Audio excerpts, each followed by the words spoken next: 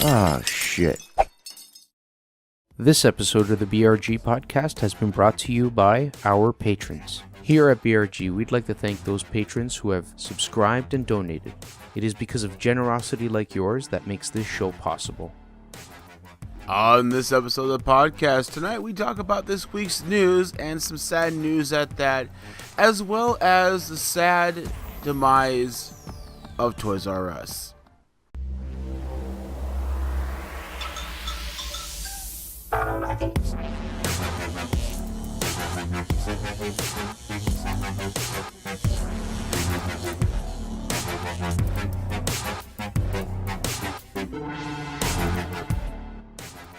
Hey guys, welcome back to another episode of the BRG podcast with your host, WarpedJester. That is me, with my good-looking hat here. Maybe by my wife, by the way. Oh yeah. There's also this other guy here. He always follows me home every Saturday, so there you go. You keep feeding me.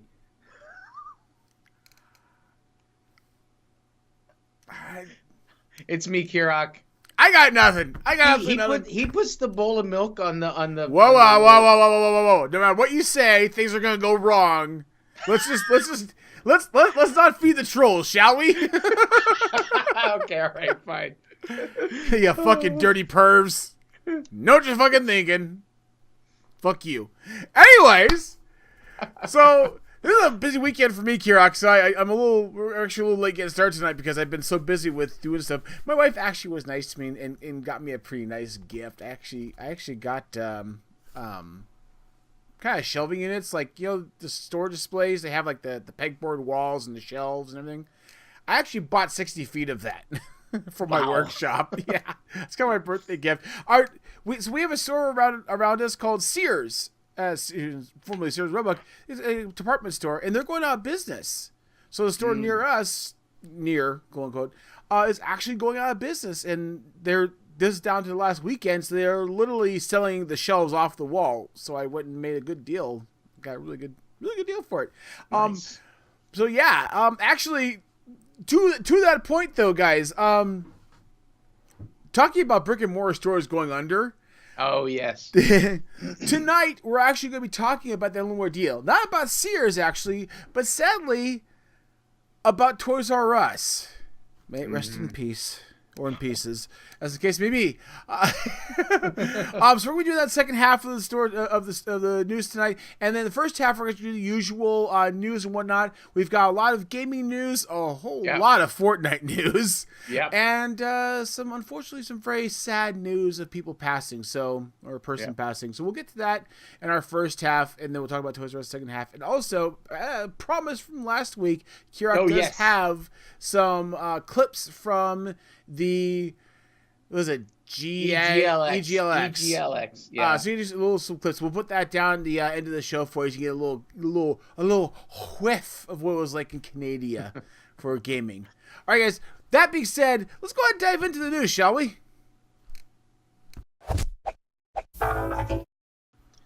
All right, welcome back, everybody. All right, let's get into the speedy bits tonight, and I'm going to start it off with an article from GameSpot, and this is about the Nintendo Switch. You can now buy Switch games using your Nintendo points.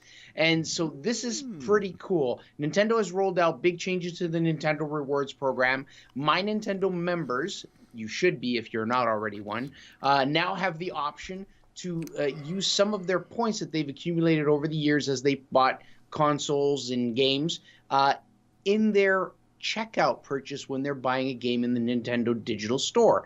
And I can speak for this personally because I've recently noticed the change after I updated my Nintendo Switch to the latest firmware update. And when you go looking at a game, it'll tell you that you're allowed a certain amount of your Nintendo points.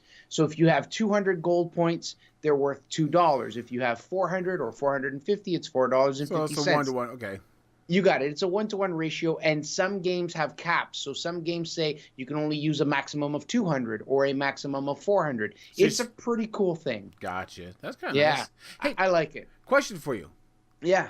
I know Nintendo has a lot of restrictions on putting up Nintendo content on YouTube. Mm-hmm, Do they have any restrictions on streaming crap on Twitch? I think it does extend to Twitch because There Really? was something about it on YouTube, but I mean, don't it's know a screw for thing. They'll be able to play any of those games you buy on Twitch and make a boatload of cash from a shit ton of people watching.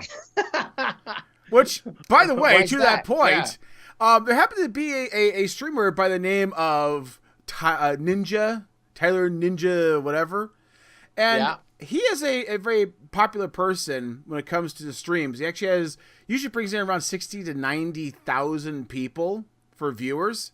Wow. That said, he actually partnered up with a popular rapper by the name of Drake.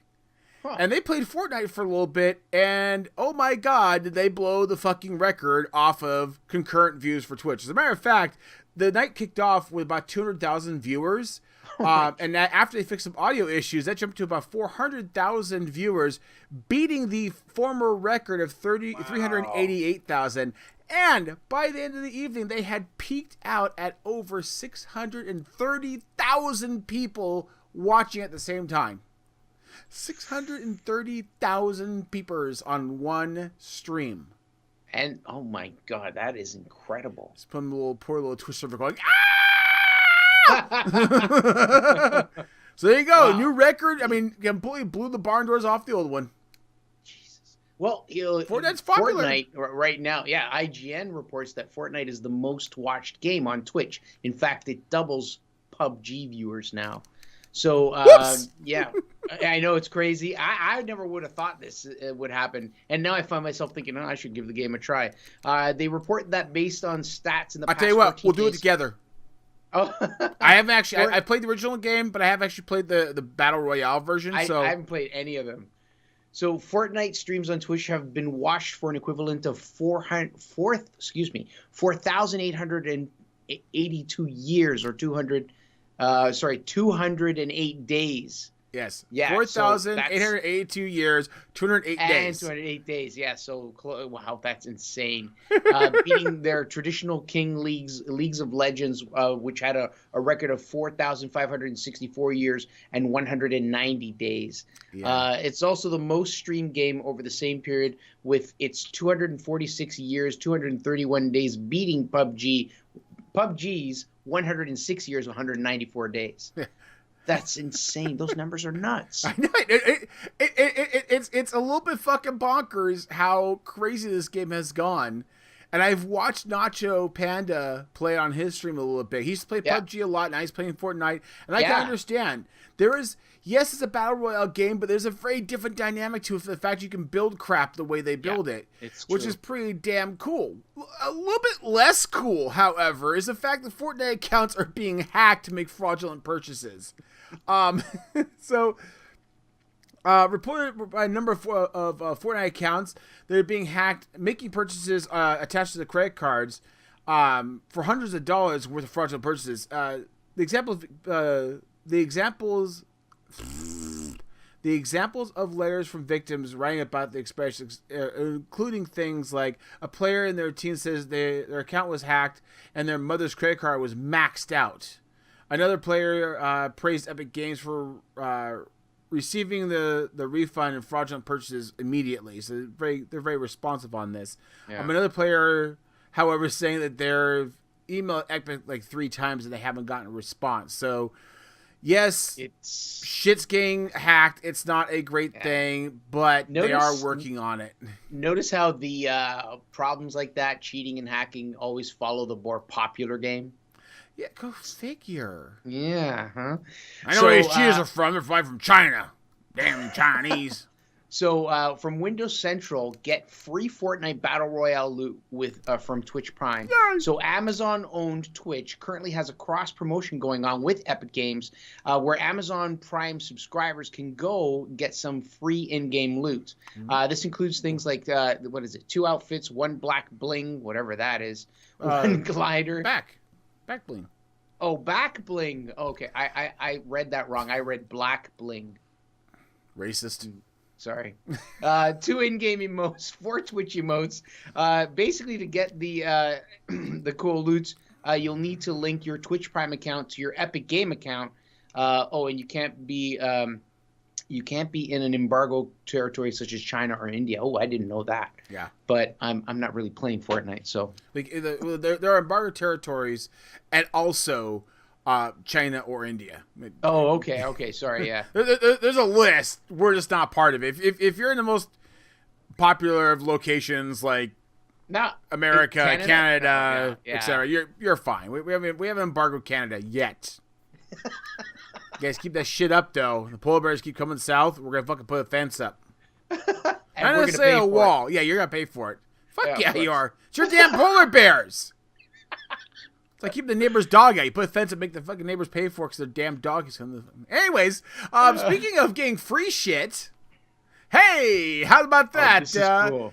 This is really cool. So Tech Radar is reporting that Amazon-owned Twitch is actually part of the Twitch Prime incentive is going to start giving free games with their Prime accounts. If you have Twitch Prime, which is if you have Amazon Prime, you've got Twitch Prime, you'll basically be able to get, like 5 free games per month or something like that. It's something crazy. And these games are actually free to download and free to keep. Yes. Like it cycles and you'll keep it. So, this is only for people, again, who are part of the Prime thing, which I highly recommend. But, like, for example, Prime users right now can get their hands on Super Hot, Oxenfree, Mr. Shifty, Shadow Tactics, Blade of the Shotgun. Blade of the Shogun. Probably, yeah. And more. And again, you'll be able to keep those. That's cool. Yeah, it's kind of nutters. And this is interesting because it feels like this is kind of going a direction in terms of breaking into other fields like Steam. We'll Interesting. See. But I don't want to take too much time there. Well, on Steam, on the PC, we have an announcement from Bethesda, and that is Skyrim VR is coming to the PC. This is brought to you by the article from Ars Technica. This is inevitable. Dude. Okay, so Skyrim has been out on the PSVR for a bit. And only on the PSVR in virtual reality. Mm-hmm. And now Bethesda has announced that the game will be making its way over to the PC, and it's already on Steam. If you go to Steam, you can see the are you pre-order. Shocked? They have VR for Fallout. They have yeah. And they also have Skyrim on another VR system. This was inevitable. Yeah, they have VR for Doom, I believe, as well. The game will be out on April 3rd and marks the first time a Bethesda VR title will actually be available as well on the Oculus Rift. So far, it's only been for the Vive. So for that one person that actually sees this video, that actually has an Oculus. No, that one person has it not working. Oh, wait, unless they follow the instructions we gave them in the last episode. Hey, at least it's not Battlegrounds. Okay. No, hang on. Just so you know that it is going to be a full price, 79 Canadian. I don't know what that works out to in real dollars. And this is the 9th release of this game since its iteration, and they're still making money on it. Anyways, you're right. It's not Players Unknown Battlegrounds. So another thing, this brought to you by Rock Paper Shotgun. Player Unknown Battlegrounds, their latest update adds emotes. And I'm sitting here going, well, look who PUBG is now. You know, they're the guys who are whining, and all of a sudden they're copying Fortnite. Right, so basically, in game, you can pull up a radio menu that has a base, full character emotes, allowing you to express yourself in game. There were a bunch of other patches, patches and fixes in this last update. The emote thing was just something, personally, I think they could have left out, because I look at that game as a more serious game in the battle royale space. Buggy as hell, but more serious. Here's the thing about this game. If you want to be good at this game, you gotta be focused. And I tell you how you can actually do that, actually. Panasonic has announced at South by Southwest a new design blinders for the digital age. Matter of fact, these blinders come with noise-canceling headphones and blinders that go on your head and actually stick out to block your peripheral view so you can focus on what you're doing. So now you have the capacity to do that nice little bit of focus to make sure you're focused on what you need to get done. I just have one thing to say.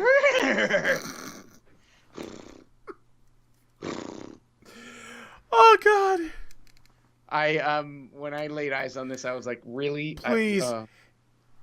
If anybody buys these, let me know and I will have you on the fucking podcast just so we can talk about them. Give us a review. Fuck yes. You buy these things, you got a free ticket to come join us. There you go. One last one, guys. One last, yeah. Sad and I'm one. going to change the tone a little bit. This is a sad one, A little and bit. you've probably already heard. Stephen Hawking passes away at age 76. This is brought to you by Engadget. Stephen Hawking was a physicist. He passed away on March 14, 2018. He was a theoretical physicist, cosmologist, an author, and was a director at the Center of Theoretical Cosmology at the University of Cambridge, and I believe that's England. Mm-hmm. If some of you don't know, I mean, I'm sure you have seen him and know his iconic, digital voice. Yeah, that he uses. He's been on Simpsons. He's been on Futurama. He's been on a lot of things. He's been on a lot of things. Yeah, exactly. He did a little appearance in Star Trek Next Generation way back in the day. In 1963, at the age of 20, he was diagnosed with ALS. ALS stands for amyotrophic lateral sclerosis. Does that look like Lou Gehrig's disease or something? Yes, it's also known as Lou Gehrig's disease. And basically, he was told that he had 2 years to live. It is a progressive degenerate disease of nervous system. At age 21. He was at told age he's 21. got 2 years and to usually live. when it hits you young, it is more fierce. So he actually lived with this and defied logic for over 50 years. Yeah. So he passed away at age 76, and he'll be sorely missed. So yeah, it hits home for me because I'm a big space person, and he is a person who theorized and proved Hawking's radiation, which is basically an energy dispersed from black holes. He's had a lot of really deep, meaningful insight into a lot of things about space. He's also one of the people that logically said, if there is actually intelligent life out there that can come to this planet, then we need to shut up and not advertise we're here, because they're obviously more technically equipped than we are. Yeah. So this is such a beautiful example of a fine mind. This is somebody that had the news at such a young age that his life was about to end abruptly and didn't waste it, and look what came of it. So absolutely. Seriously, from deep inside of me, I feel horrible about this, and I feel, not to sound really, but I feel blessed that we had an opportunity to have a guy like this and a mind like this for so many years. So rest in peace, my friend. We will remember you. Yeah.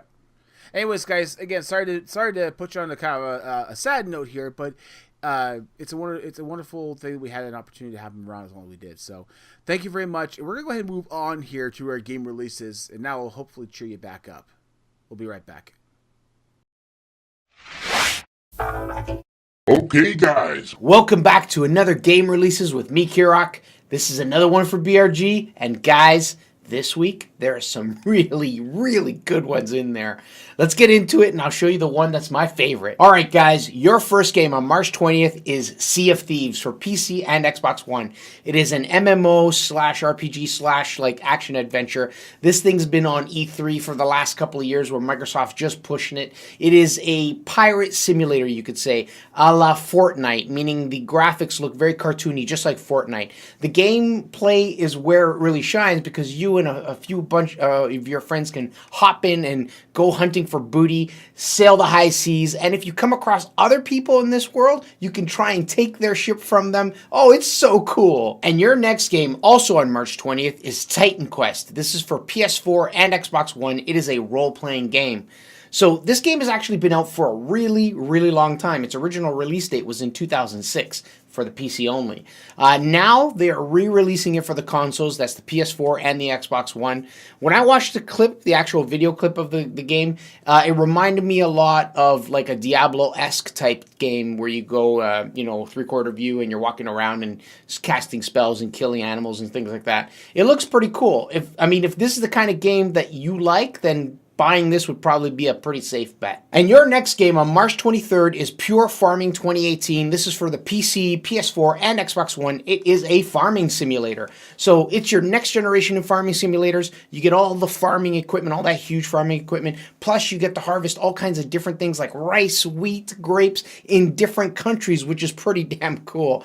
I do understand the allure in these types of games. I just don't know if I would be able to dedicate the time that those type of games deserve. And your next game on March 23rd is A Way Out. This is for PC, PS4, Xbox One. It is an action-adventure game. And of all the games I've showed you and all the games I'm about to show you, this is the one I'm most excited about. In fact, I've already put my pre-order down. The game is designed specifically for you to be able to play with a friend. You can't play it on your own. It's a co-op game, either in-person local multiplayer or over the internet. And the plot is you guys meet in a prison and you guys got to break out, so you have to work together to make that happen. This game, oh my god, I can't wait! And your last game is also on March 23rd, and it is Ni no Kuni 2, The Revenant Kingdom. This is for PC and PS4, and it is a role-playing game. This is the long-awaited sequel to the Ni no Kuni series, and the first game was beautiful and had a cheerful story, loved by so many.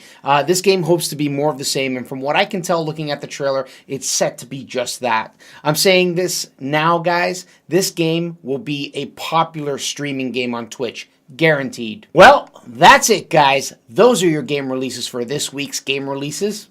For this... Allow myself to introduce myself. No, I'm just kidding. All right, guys. Thank you for joining me. I will see you again next week. Bye for now. Okay, welcome back, guys. And we're going to get into the main topic. And this main topic's a little bit dear to my heart. I mean, I honestly, I want to talk about something where I'm like as if I'm a little kid and I just don't want to grow up. Yeah. And so I know it's near and dear to my heart. I don't know if it's near and dear to Warped as well. Oh, but, yes. Okay, very much so. So we're talking about Toys R Us, and Toys R Us basically shutting down their doors. And it's been a while. So for those of you who don't know what or who Toys R Us is, it is a retail store, an entity, brick and mortar. Oh, the old-fashioned kind, the kind you walk in and you actually look on the shelves, pick your product, and pick it up. And it's been around for 65 years, and it's specialized basically in children's toys. They did make the move into clothing and furniture, and I think it's like kids' clothing and stuff like that, baby stuff, Yep. Also known as Babies R Us. And they have over 800 stores in the U.S. and about another 800 worldwide, as well as an online presence. And a lot of people have done a lot of their shopping Christmas time on their website many times. So it's one of those things where never thought it was going to happen. For all I can remember, like ever since I was like a teenager, we'd go in there and we would look at toys, and you get to... Oh, it was a fucking playground. It was, exactly. They would have... Game Boy set up, Game Boy Advance, those older systems all set up, and you could play games on them and stuff. Oh, dude, if you walked by the gaming section when they started having games there, and one of those kiosks was actually free to have a kid glued to it and 5 waiting behind him, he was like, fuck! And you were there the rest of the damn time your parents walked around the store. Your parents could freely go and shop for Christmas because you weren't going to be by their side. Like, you'd go over to the Game Boy or the Nintendo 8-bit that was in the little plastic case with the controller sticking out, and you just do that for out. This is how it was back then. You left your kid alone in the store on the other side of the store, and it was okay. Oh, man. But even before that, I remember being a little kid and going in there and finding all the fucking cool shit that you knew you weren't going to have, at least not for a while, if ever. The cool bikes, the Power Wheels that I just missed. Like, I got too big for them, and then the Power Wheels came out. Uh-huh. Fuck you, Power Wheels. Fuck you right in the ass. My time or my era were Autobots, Transformers, Oh, Decepticons, G.I. Joe. That was my era. You just stare at the packaging. It's like, oh, there's just a little piece of plastic between me and you. What's so badly? That was back when Transformers actually were, like, complex to transform. Mm-hmm. None of this bullshit. Oh, look, hit a button, goes, flip. No, none of that. No. You actually had... Before we go, like, diving into the reminisce of things, I do want to give you guys kind of a quick history on Toys R Us. Catch up to speed on where it started, where it went to, and where it started to fall apart. Then we'll kind of get into what happened. So, to start us off with, let's talk about where it started off with. So, the founder is Charles Lazarus. Mm-hmm. And he actually founded a store back in 1948. The store was called Children's Bargain Toy. Okay. Okay. Sorry, Bargain Town. And this actually was children's furniture store. That's where they actually got started, was children's furniture store. Now, they didn't start to carry toys, and he noticed something about this. Toys sold like hotcakes, and furniture, at least back in these days, was built to last. Furniture back in the days, there wasn't this MDF crap that fell apart. We're not talking like IKEA bullshit here. You built a piece of furniture, and you would be giving that piece of furniture to your kids for your grandkids. Okay? This is what it was. Toys, on the other hand, get beat up and go out of fashion, even back then. And he went, and that's when he founded, in 1957, he founded Toys R Us, the actual full-on Toys R Us store. Now, right. I have the early memories of this, the old Jeffrey Giraffe, which, by the way, just so you guys know, Jeffrey Giraffe was something that came out just a little bit later, and it actually was Dr. G. Raff, and then later turned to Jeffrey Giraffe. A little sidebar there for you. Dr. G. Raff. Dr. G. Raff.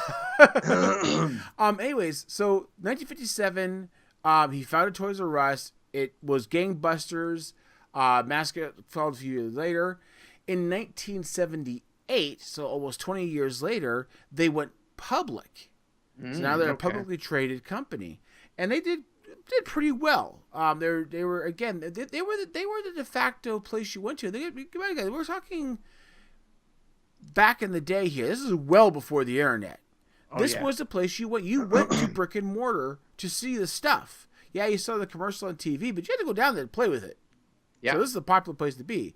The success continued on. They actually added Kids R Us later. This was adding the kids' clothing to their lineups. They had a corner of the store that had kids' clothing in it. This is the corner of the store that was always the opposite corner of the games, the video games. So it was like the no man's land where you could go as an adult and not be bothered by kids, because there'd be no kids in there. It's funny because when I was younger and I would go through Toys R Us, I don't have a recollection of that part of the store.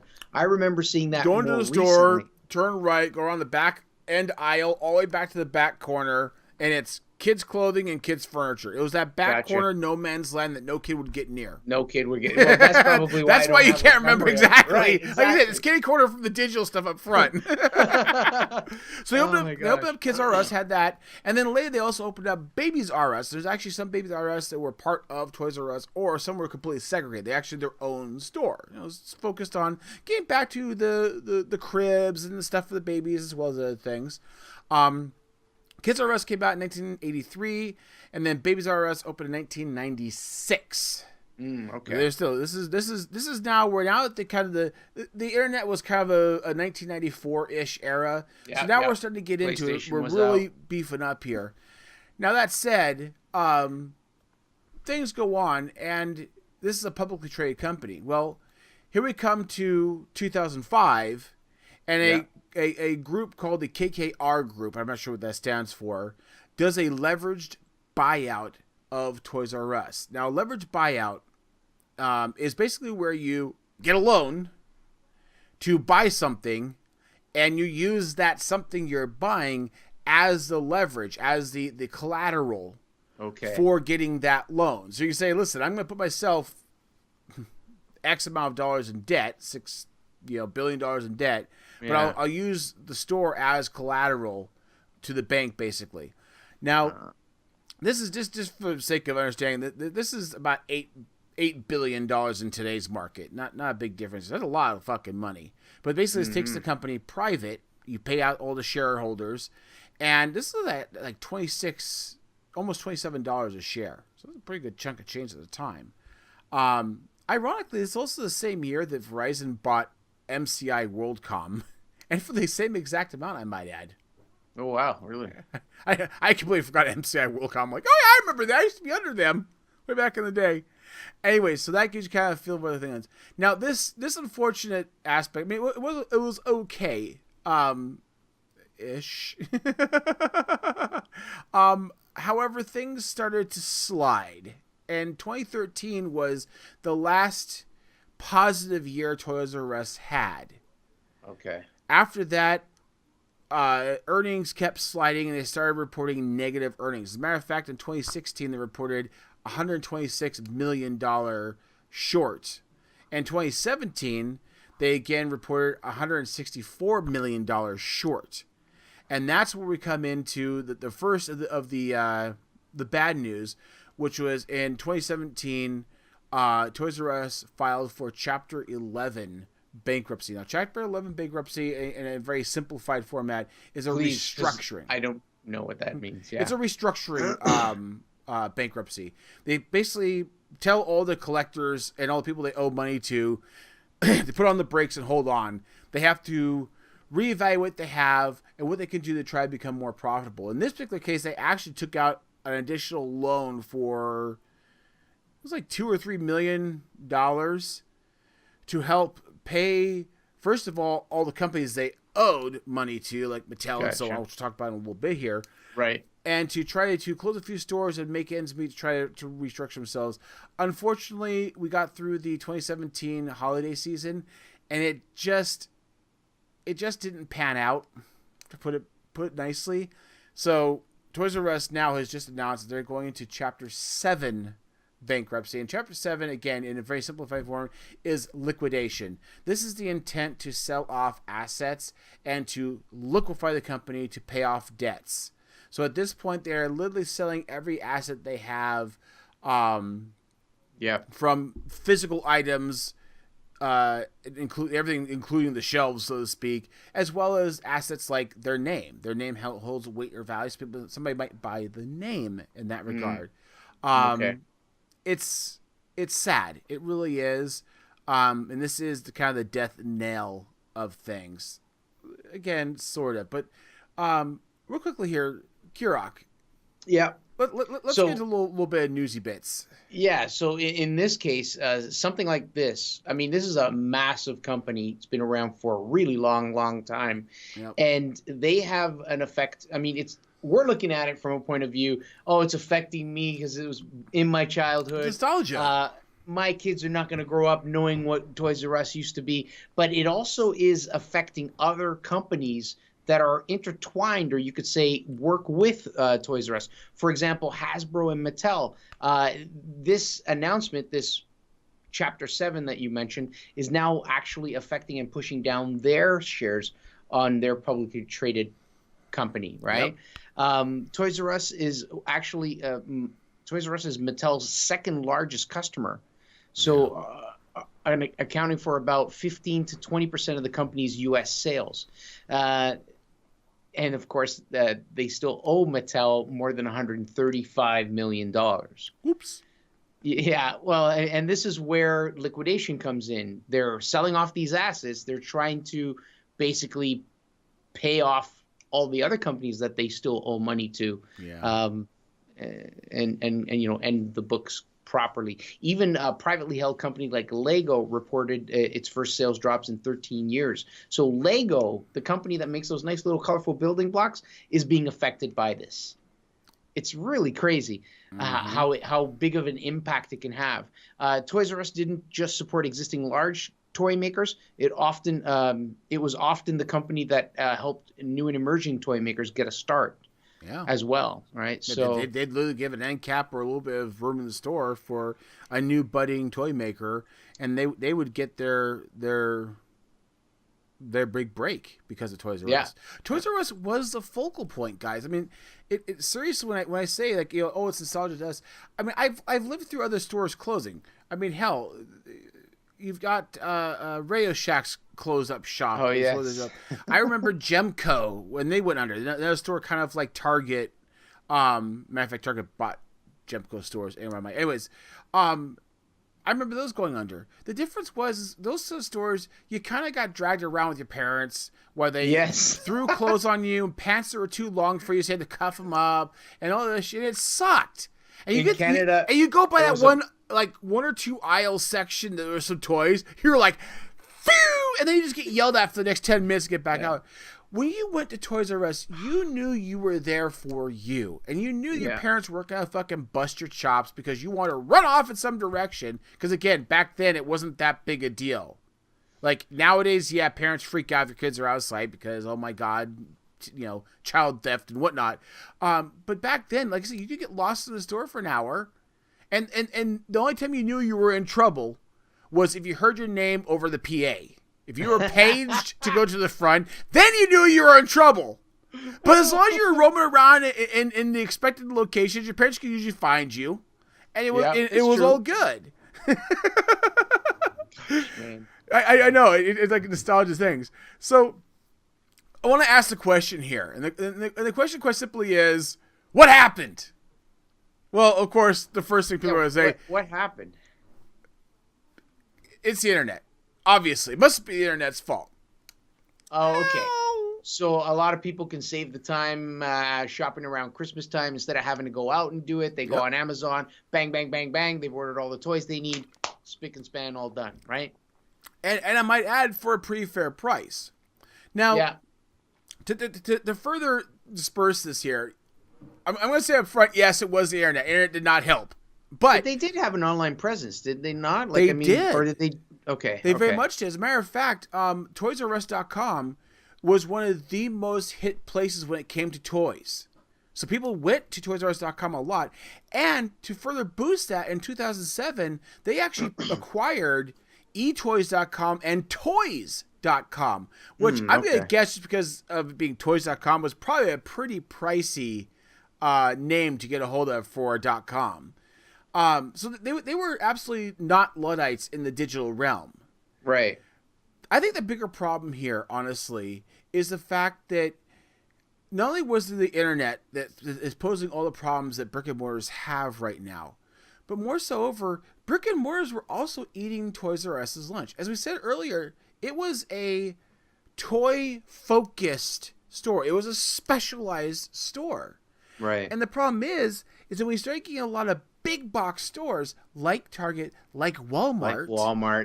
Now, all of a sudden, you had this place that had aisles upon aisles of toys your kids could get lost in. It's true.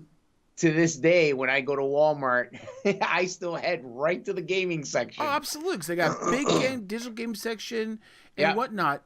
But on top of that, while your parents are there, they can also pick up eggs. They can pick up clothing. They can do all the other stuff. But and that's become kind of a more easier thing to deal with. And I mentioned the fact, to be quite frank and honest, the prices. Prices are a little bit high at Toys R Us. Yeah. I mean, granted, you didn't realize as a kid, but you do kind of now. You really see it. As a parent of 4 kids, I know. We've gone to Toys R Us. It's like, holy shit. Yeah. There are exceptions. I went there to get bicycles for my kids because they were truly, in fact, a better price there than get them online. They came quickly. The other thing, too, I think that is probably the biggest death nail is kids. It sounds strange, but I know. It's kind of odd. But the fact of the matter is back in the heyday of Toys R Us, kids had 2 things to do. It was play with toys or watch TV that had advertisements for toys of the cartoons they were watching. You remember the Castle Grayskull? Yeah. As a matter of fact, fun fact, the birth of He-Man was actually a result of Star Wars. Star Wars figures were eating the lunch of everybody else. They were the most popular thing out there. I remember that. So somebody created He-Man as a competitor and then created the cartoon off the toy. The cartoon was strictly made for the purpose of selling the toy. Dude, I remember walking through the Toys R Us and seeing those action figures and the actual Castle Grayskull box. And they're crazy collectible now. It's insane. But the thing about that is nowadays, that's just not the case. Nowadays, kids have a lot more diversity. They've got connection to the internet with a lot of stuff to do. A lot more video content to watch, from YouTube to Netflix on demand, etc. Yep. Plus, they have games. And, when we played games, you had Mario. Mario had a lot of hours to it, but there was an end to it. And that was kind of the end of it. You played it, you were done. Pong, okay, States Invaders, yeah. Now, games have hours of play, complex play. Go back and play it again in a different way, etc. So our attention, our focus, and the amount of time we have to spend is siphoned off in many different directions. So having a physical toy like that just isn't as popular anymore. And my little girls, yeah, they love having, themed items that go with the stuff they happen to watch. But hell, my little girls picked up a cheap broom and run around on it, calling it a wand for one of the Disney princesses. So I mean, it's just and the little ones are the only ones you really had left. So it wasn't just the internet. It was a couple of things that really kind of did it in. Anyways, to that end, so what's next? Because don't know. I mean, at this point, you did say that technically they could sell their name. Someone could purchase it and not necessarily rebrand, maybe rebrand a bit and try again. Yeah, you're absolutely right. As a matter of fact, Bratz Billionaire is going to bid for Toys R Us in Canada. Ah, okay. So you actually got to try to acquire Canada. Is Isaac Larian? Yeah. He's the owner of the Bratz franchise. Bratz, by the way, is a female doll series, the first one ever to actually knock Barbie off the pinnacle of dolls. There's actually a series on Netflix that talks about the He-Man thing and the Bratz thing. I encourage you to watch. It's actually a great show. I actually really enjoyed it. I think it's called like The Toys That Made Us or something like that. But yeah, so he's actually creator of Bratz and owner of the MGA Entertainment, as well as the Forbes 2018 winner for Billionaire list. And he's actually talking about putting a bid in to basically buy the Canadian branch of Toys R Us. So there's a possibility of that. Toys R Us is going to be holding back about 200-ish stores, their top performing stores, in an effort to try to pull a profit and kind of reset and basically be an entity that they can then sell off. So instead of just liquidating the entirety of it, they're going to liquidate what they need to, but then hold on to the store itself and try to sell the company off to somebody. As for details about it, Toys R Us, when are they going to be closing? Well, this coming Tuesday, so the day after this release here, they will be holding the bankruptcy hearing, after which, once they get approval, they'll be able to throw up the store closing sales signs, and most locations will start at the usual 23%, but it's going to go up to much higher as they get closer to the end. How long will they be going out of business? There's no official word, but they have stated to CNN Money that they will be paying their employees for about 60 days, so about 2 months' time for service. So that'll give you kind of a range in there. So probably starting from this week, about 2 months from now is probably going to be the demise of things. So yeah, that's it, guys. I hate to say it, but it's the end of so many video games from there. Oh, dude, it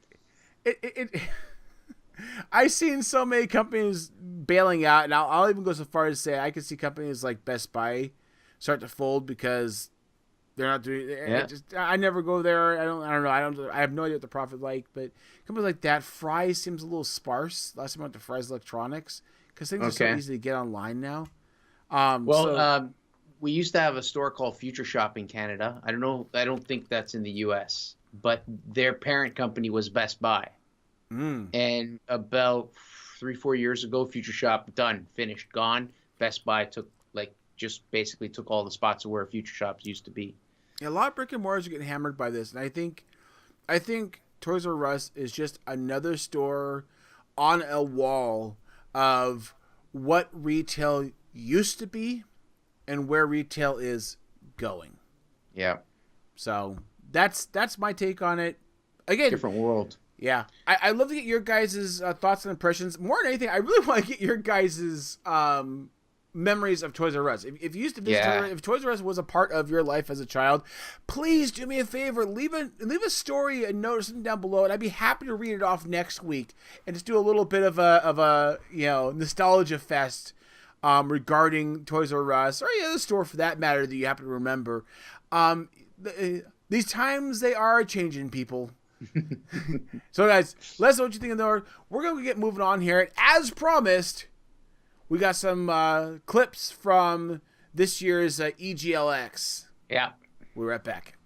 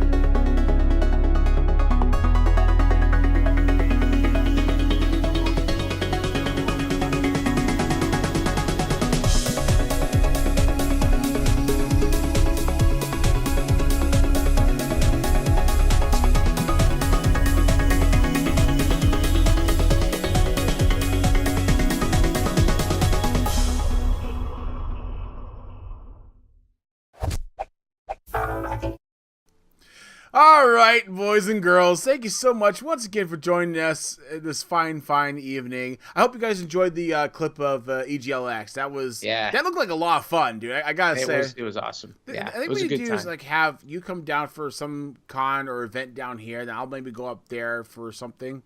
Preferably in the summer when it's less cold. Find me a summer con. I'll think about All right, it. How about that? I'll look for a summer one then. I appreciate it. Kirk, my friend, I know you're not too active on the YouTubes right now. A little, not much. Not much. It might die down before it gets busy again. The problem is you're not playing Mafia. You're actually on Twitch, and you're playing a whole lot of something not Mafia. Yeah, you're right. It's Kingdom Come Deliverance, and I'm absolutely loving the game. So he just likes the porn. There's only, I think, one more scene. Yeah. Which I have to watch out for. How's Project? Project is good. We haven't really done a whole lot as of yet. You guys are like snoozing? So. What's going on? Nah, we're just like we're keeping in touch, just chatting. Mm-hmm. That's about it. And I haven't done what you've asked me to do. Oh, I just realized. You beat me to it. I'm so sorry. I was just about to ask you which one of these guys are we having on next here. Ah, gosh. Okay. I get it. I'll do it. Don't worry. You just love doing that. Oh, I do. Very much so. But hey, on the bright side, you do have people you do hang out with on an avid basis, and that is Hop-Along Games. Yeah, Well, we haven't seen each other in about a week now. But that was because we all went to EGLX. You're ruining the movie magic. You put one out every week. That's the way it works. Every week you methodically sit down and record an episode. We are going to be doing that. I think it'll be next week. I got to get in touch with them and set the date. But yeah, I'm pretty sure it'll be next week.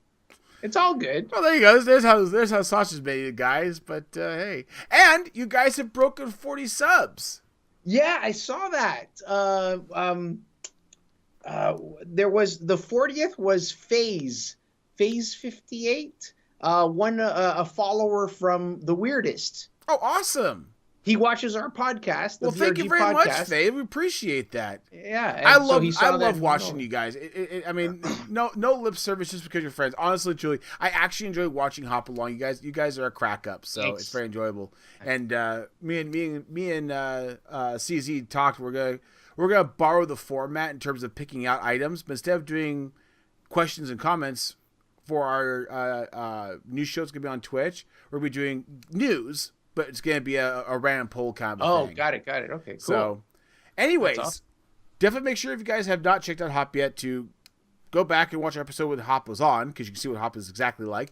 But also make sure you go over to them and say hi to them and watch them because they are very enjoyable. Also, if you want to have a lot of fun, I definitely recommend you head over to Ball Rocket Gaming. As you can see from our front page right here. We have a lot of fun, hence the quotes you see ever changing on our website here. Here, let me just go ahead and blow this up for you guys so you can get a nice little view of that. Yeah, we are still working on that. Oh, nice. Okay. I definitely encourage you guys to go ahead and head over to the Discord site, because the Discord is where we actually do a lot of our talking. So that's where you want to connect with us. That's the way to do it. Also, since you're already here on our YouTube channel, might I suggest that maybe you hit that little subscribe button and join us more often. If you hit the little bell icon, you can also get the wonderfulness of notifications and whatnot. I don't personally do that kind of shit, but whatever. If you like doing that, hey, we love you for it.